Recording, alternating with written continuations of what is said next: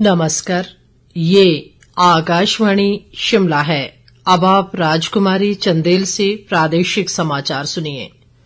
आज के मुख्य समाचार। देश भर के 9 करोड़ से अधिक किसानों को प्रधानमंत्री किसान सम्मान निधि की 18वीं किश्त जारी। भाजपा अध्यक्ष व केंद्रीय मंत्री जगत प्रकाश नड्डा ने नाहन में जिला भाजपा कार्यालय का किया शुभारंभ। शिमला नगर निगम कोर्ट ने संजौली मस्जिद के अवैध निर्माण को 2 महीने के भीतर तोड़ने के दिए आदेश। और प्रधानमंत्री जनजातीय उन्नत ग्राम योजना से प्रदेश के 270 गांवों में विकसित होंगी मूलभूत सुविधाएं। अब समाचार विस्तार से। प्रधानमंत्री किसान सम्मान निधि योजना की 18वीं किश्त आज जारी कर दी गई है। प्रधानमंत्री नरेंद्र मोदी ने आज किसान सम्मान निधि की किश्त को महाराष्ट्र के वाशिम से जारी किया।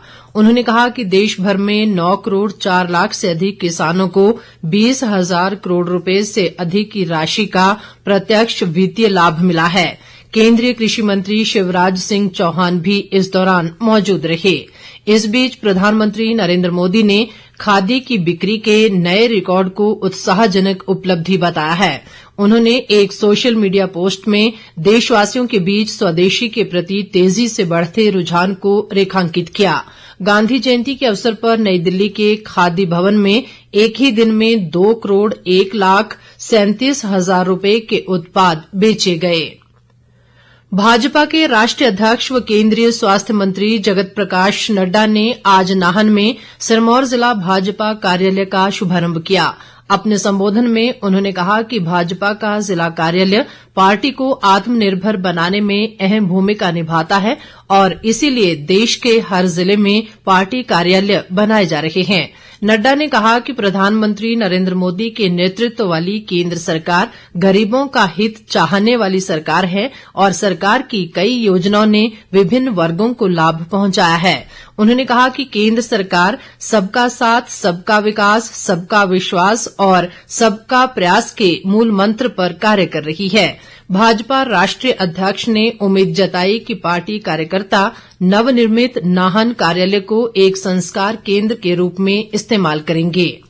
इस बीच विपक्ष के नेता जयराम ठाकुर ने प्रदेश कांग्रेस सरकार पर भ्रष्टाचार में डूबे होने का आरोप लगाया और कहा कि आने वाले दिनों में सरकार के हर तरह के भ्रष्टाचार का खुलासा किया जाएगा। उन्होंने कहा कि कांग्रेस की अराजकता से तंग आकर प्रदेश से कई उद्योग पलायन कर गए हैं। प्रदेश भाजपा अध्यक्ष राजीव बिंदल, प्रदेश प्रभारी श्रीकांत शर्मा और राष्ट्रीय उपाध्यक्ष सौदान सिंह समेत अन्य नेता भी इस अवसर पर मौजूद रहे। प्रदेश में वर्तमान सरकार के कार्यकाल में भवन व अन्य सन्निर्माण कामगार कल्याण बोर्ड के माध्यम से श्रमिकों को 32 करोड़ 32 लाख रुपए की राशि जारी की गई है। मुख्यमंत्री सुखविंदर सिंह सुक्खू ने बताया कि ये राशि पंजीकृत पात्र 8,883 कामगारों को दी गई है। उन्होंने कहा कि राज्य सरकार इन श्रमिकों को विभिन्न योजनाओं के तहत वित्तीय लाभ जारी कर इनका कल्याण सुनिश्चित कर रही है। उन्होंने कहा कि बोर्ड द्वारा श्रमिकों के लिए समय समय पर चिकित्सा शिविर व जागरूकता अभियान भी चलाए जा रहे हैं।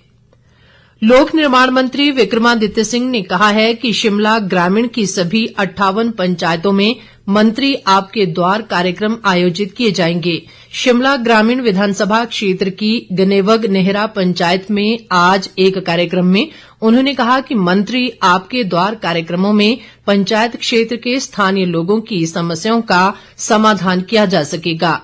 विक्रमादित्य सिंह ने कहा कि क्षेत्र की समस्याओं का निर्धारित समय में समाधान करना उनकी प्राथमिकता है। उन्होंने बताया कि प्रदेश सरकार के प्रयासों से केंद्र ने हाल ही में 300 करोड़ रुपए की राशि मंजूर की है, जिसके तहत सड़कों का और अधिक विस्तार किया जाएगा। पूर्व केंद्रीय मंत्री व सांसद अनुराग सिंह ठाकुर ने कहा है कि कांग्रेस सरकार के कुप्रबंधन से प्रदेश आज अव्यवस्था और अनिश्चितता की ओर अग्रसर है। हमीरपुर संसदीय क्षेत्र के नादौन, बड़सर, बंगाणा और ऊना में आज जनसंवाद के दौरान उन्होंने कहा कि प्रदेश में कांग्रेस सरकार की हालत खस्ता है और केंद्र की योजनाओं के भरोसे राज्य चल रहा है।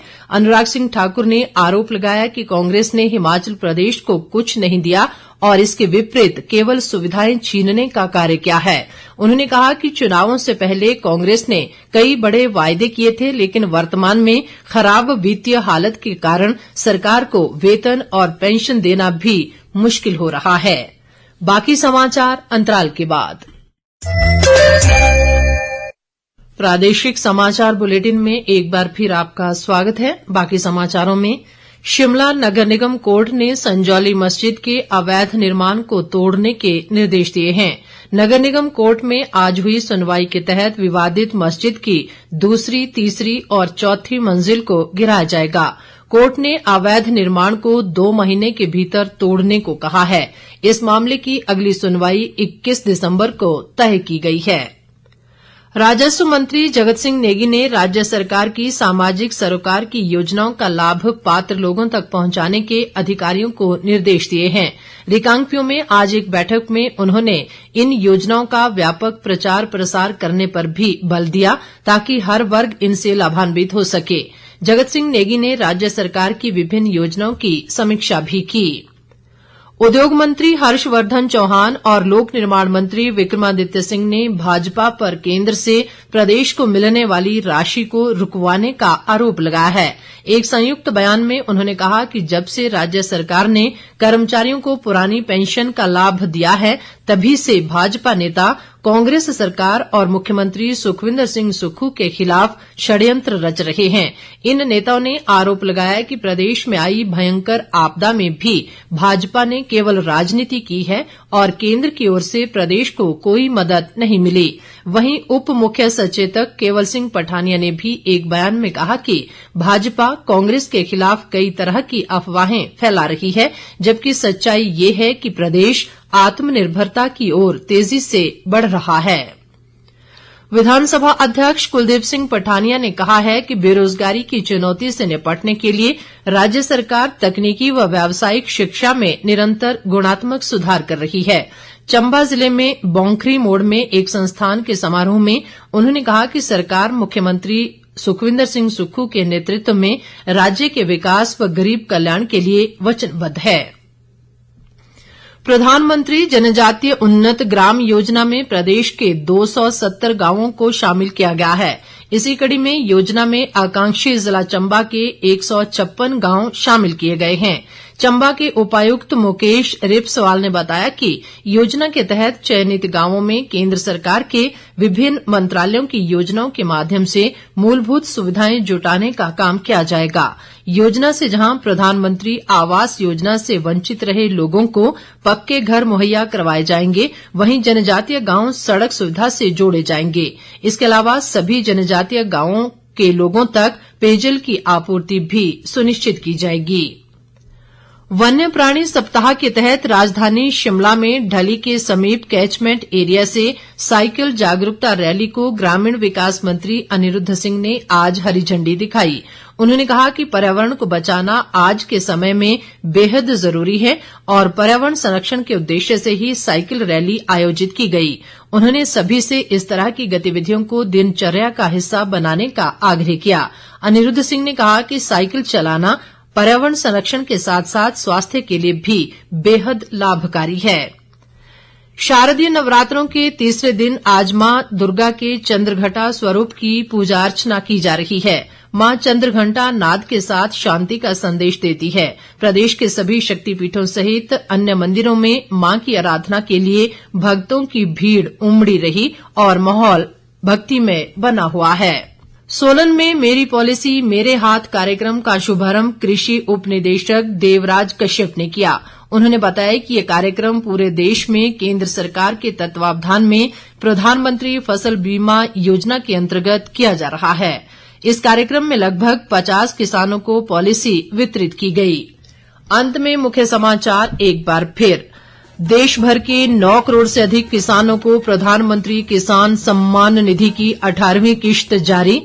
भाजपा अध्यक्ष व केंद्रीय मंत्री जगत प्रकाश नड्डा ने नाहन में जिला भाजपा कार्यालय का किया शुभारंभ। शिमला नगर निगम कोर्ट ने संजौली मस्जिद के अवैध निर्माण को 2 महीने के भीतर तोड़ने के दिए आदेश। और प्रधानमंत्री जनजातीय उन्नत ग्राम योजना से प्रदेश के 270 गांवों में विकसित होंगी मूलभूत सुविधाएं। इसके साथ ही ये समाचार बुलेटिन समाप्त हुआ। नमस्कार।